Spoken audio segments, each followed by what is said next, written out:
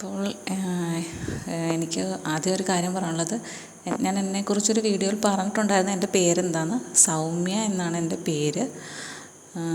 പിന്നെ ഞാൻ പറഞ്ഞില്ലേ, എനിക്ക് എല്ലാ കമൻസും കിട്ടാറില്ല. അതുകൊണ്ടാണ് പലതിനും കമൻറ്റിന് മറുപടി ചെയ്യാത്തത്. കാരണം യൂട്യൂബിൽ എനിക്ക് കയറാൻ പറ്റാത്തത് കൊണ്ടാണ്. ഫോൺ ശരിയാക്കാനുണ്ട്. പിന്നെ എനിക്ക് കുറേയൊക്കെ മെയിൽ ഐ ഡിയിലേക്ക് വരുന്നുണ്ട്. അത് ഞാൻ കാണുമ്പോൾ അതിനുള്ള റിപ്ലൈ ഞാൻ അല്ലാതെയും കൊടുക്കുന്നുണ്ട്. അല്ലെങ്കിൽ എൻ്റെ അടുത്ത വീഡിയോയിൽ ഞാനത് പറയും. അപ്പം പേര് ചോദിച്ചിട്ടുണ്ടായിരുന്നു ഒരാൾ, അതുകൊണ്ട് ഞാൻ പേര് പറഞ്ഞത്. പിന്നെ ഇനി വലിയൊരു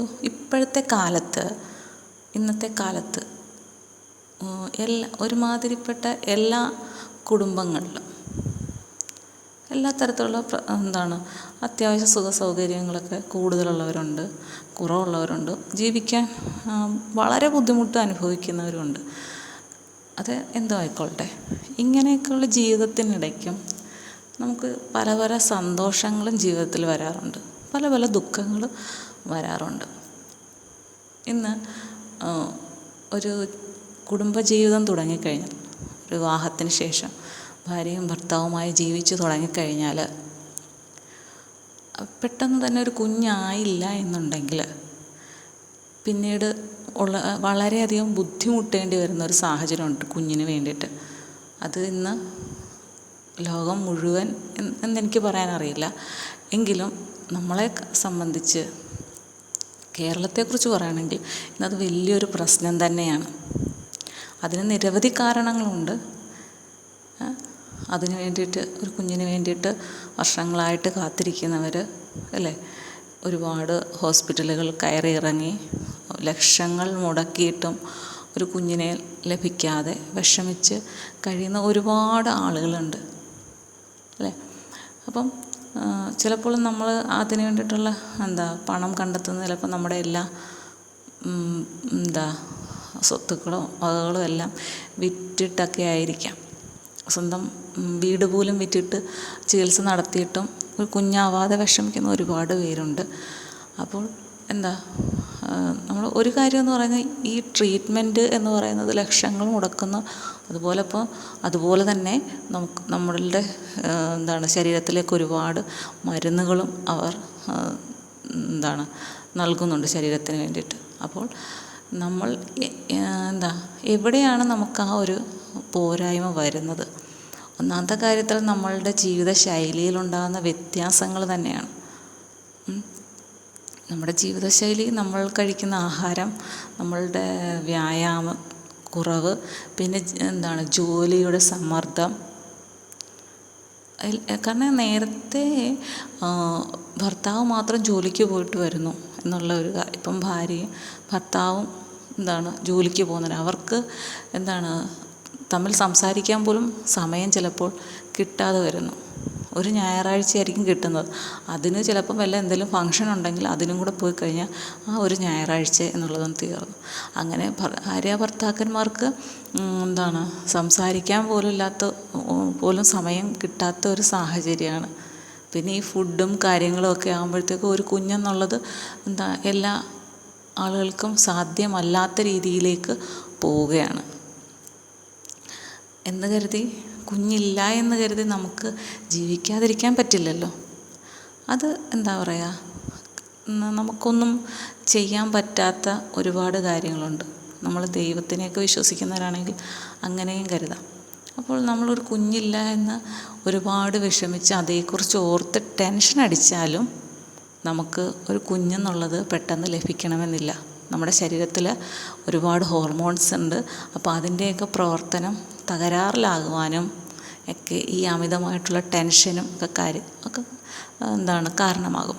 അപ്പം നിങ്ങൾ ആരെങ്കിലും അങ്ങനെ ഒരു ചികിത്സയ്ക്ക് വേണ്ടി തയ്യാറെടുക്കുന്നെങ്കിൽ എനിക്ക് ഒരു കാര്യമാണ് പറയാനുള്ളത്.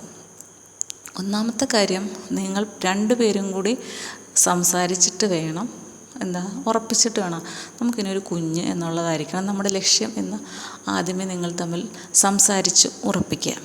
അതിനുശേഷം നിങ്ങൾ ഒരുപാട് പേരോട് ഈ കാര്യത്തിൽ നിങ്ങൾ പലരോടായിട്ട് തിരക്കണം. നല്ല ഹോസ്പിറ്റൽ ഏതാണ്, പിന്നെ അവിടുത്തെ ചാർജുകളെക്കുറിച്ചൊക്കെ തിരക്കണം. തിരക്കിയ ശേഷം നിങ്ങൾക്ക് കുറച്ചൊരു 1-2 ഇപ്പോൾ ഇഷ്ടം പോലുണ്ട് അങ്ങനെയുള്ള ഹോസ്പിറ്റലിൽ. അപ്പം നമുക്ക് അങ്ങനെയുള്ള പേര് കേട്ട 1-2 ഹോസ്പിറ്റൽ നമ്മൾ കണ്ടെത്തുക. അതിൽ നിങ്ങൾക്ക് ഏറ്റവും താല്പര്യമുള്ളിടത്ത് ആദ്യമേ പോയി നിങ്ങൾ കാര്യങ്ങളൊക്കെ അന്വേഷിച്ച് എല്ലാം തിരക്കിയിട്ട് നിങ്ങൾക്ക് ഓക്കെ ആണെന്ന് തോന്നുവാണെങ്കിൽ അപ്പോൾ നിങ്ങൾ ഡോക്ടേഴ്സിനെയൊക്കെ കാണാൻ ചെല്ലുമ്പം അവിടെ ഇതുപോലെ ഒരുപാട് പേര് കാണും. അപ്പോൾ അവരുമൊക്കെ ആയിട്ട് സംസാരിച്ച് കഴിയുമ്പം നിങ്ങളുടെ മനസ്സിന് കുറച്ചൊരു ഒരാശ്വാസം കിട്ടും, കാര്യങ്ങളൊക്കെ അറിയാൻ പറ്റും. അപ്പം ഇതെങ്ങനെയാണ്, എന്താണ് ഈ ട്രീറ്റ്മെൻറ്റിൻ്റെ രീതികൾ എന്നൊക്കെ നമ്മൾ കറക്റ്റായിട്ട് അന്വേഷിച്ച ശേഷം നിങ്ങൾക്ക് താല്പര്യമുണ്ടെങ്കിൽ അതിന് ചെല്ലുക. ചിലരുണ്ട് ഉള്ള ഹോസ്പിറ്റൽ മുഴുവനും പോകും. ഒരു ഹോസ്പിറ്റലിൽ 10 ദിവസം പോയി കഴിഞ്ഞിട്ട് പിന്നെ കുറേ നാൾ അവിടെ പോകത്തില്ല, പിന്നെ അടുത്തടുത്ത് പോകും. അങ്ങനെ പോയി ഇവർക്ക് തന്നെ പോകുന്നവർക്ക് തന്നെ ഒരു മനസ്സിനൊരു മടുപ്പ് വരും. അങ്ങനെ നമ്മൾ ചെയ്യരുത്. നമ്മൾ എവിടെയെങ്കിലും പോകുന്നുണ്ടെങ്കിൽ അവിടെ പോയി നമുക്കൊരു ഫലം കിട്ടുന്നില്ല എന്ന് ഉറപ്പുണ്ടെങ്കിൽ മറ്റൊന്നിനെ ആശ്രയിക്കാം. അതിലും നല്ലത് നല്ലവരാണ് നമ്മൾ ആദ്യമേ തന്നെ തിരഞ്ഞെടുക്കുക എന്നുള്ളതാണ്. എപ്പോഴും ഭാര്യയും ഭർത്താവും ഒറ്റ മനസ്സോടുകൂടി നിൽക്കണം എന്നുള്ളതാണ് എനിക്ക് പറയാനുള്ളത്. അപ്പം എനിക്കറിയാവുന്ന കുറേ ആളുകളുണ്ട് ഇങ്ങനെ ട്രീറ്റ്മെൻറ്റ് വഴി കുഞ്ഞുങ്ങളായിട്ടുള്ളത്. നമ്മളെപ്പോഴും പോസിറ്റീവായിട്ട് തന്നെ ഇരിക്കണം. ട്രീറ്റ്മെൻറ്റിന് പല ഘട്ടങ്ങളും ഉണ്ടെന്നാണ് പറയുന്നത്. അപ്പോൾ ആ ഘട്ടങ്ങളിലൊക്കെ നമുക്ക് ചിലപ്പോൾ മാനസികമായിട്ട് സമ്മർദ്ദം കൂടും.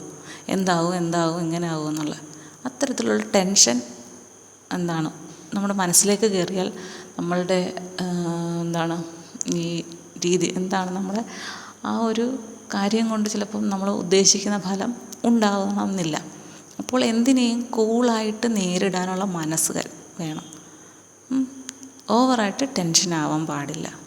പിന്നെ നമ്മൾ എത്ര അധികം ശ്രദ്ധിച്ചാലും ശ്രദ്ധിച്ചില്ലെങ്കിലും ഇങ്ങനെ മനസ്സിൽ വിചാരിക്കുക, കിട്ടാനുള്ളത് കിട്ടും.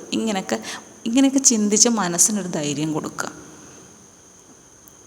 കാരണം ഇവിടെ ഹസ്ബൻഡിൻ്റെ ഒരു ഫ്രണ്ടിൻ്റെ കാര്യത്തിൽ ഇങ്ങനെ വന്നതെന്ന് വെച്ചാൽ അവരിങ്ങനെ ട്രീറ്റ്മെൻറ്റിന് പോയി കുറേ നാളെടുത്തു. അപ്പം ആദ്യം പ്രഗ്നൻ്റായി. പക്ഷേ കുറച്ച് നാളിന് ശേഷം അത് നഷ്ടപ്പെട്ടു പോയ കുഞ്ഞിനെ. അപ്പോൾ ഇവരൊരുപാട് ആഗ്രഹിച്ച് കുറേ കഷ്ടപ്പെട്ടതുകൊണ്ട് അവർക്കത് താങ്ങാൻ ഭയങ്കര ബുദ്ധിമുട്ടായിപ്പോയി.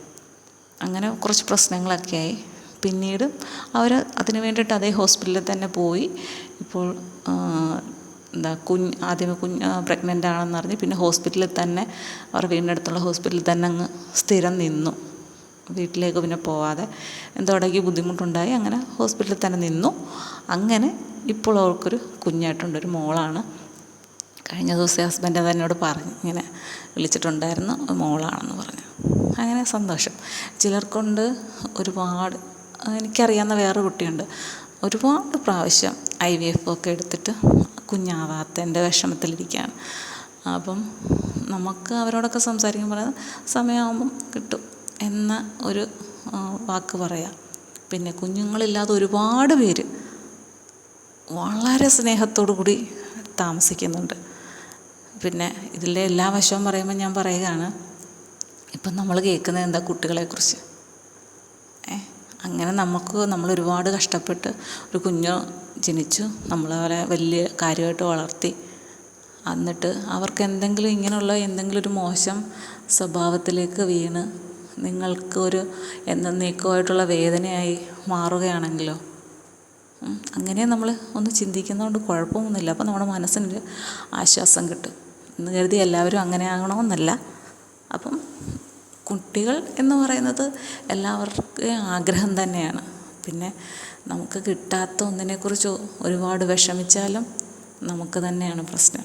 നമ്മൾ പ്രാർത്ഥിക്കുക, അതിന് വേണ്ടിയിട്ട് നമ്മളെക്കൊണ്ട് കഴിയുന്ന രീതിയിൽ ട്രീറ്റ്മെൻറ്റും കാര്യങ്ങളുമായിട്ട് നോക്കുക. പിന്നെ നമ്മുടെ ജീവിതമേ വഴിമുട്ടി നിൽക്കുന്ന രീതിയിലുള്ള ഒരു ട്രീറ്റ്മെൻറ്റിന് പോവാതിരിക്കുക. കാരണം ഒരു കുഞ്ഞിനെ കിട്ടിയാൽ ആ കുഞ്ഞിനെ വളർത്താൻ നമുക്ക് സാഹചര്യമില്ലാത്ത രീതിയിൽ നമ്മളായി മാറിയിട്ടുണ്ടെങ്കിൽ പിന്നെ പറഞ്ഞിട്ട് കാര്യമില്ലല്ലോ. എല്ലാം നമ്മൾ ആലോചിച്ച് വളരെ ശ്രദ്ധാപൂർവം തീരുമാനമെടുക്കുക. എല്ലാവർക്കും കുഞ്ഞുങ്ങളെ ഇഷ്ടമാണ്. പിന്നെ സമയമുണ്ട് എല്ലാത്തിനും. ആ സമയമാകുമ്പം നിങ്ങളുടെ കുട്ടികൾ നിങ്ങളുടെ കയ്യിലേക്ക് എത്തും. ഓക്കെ.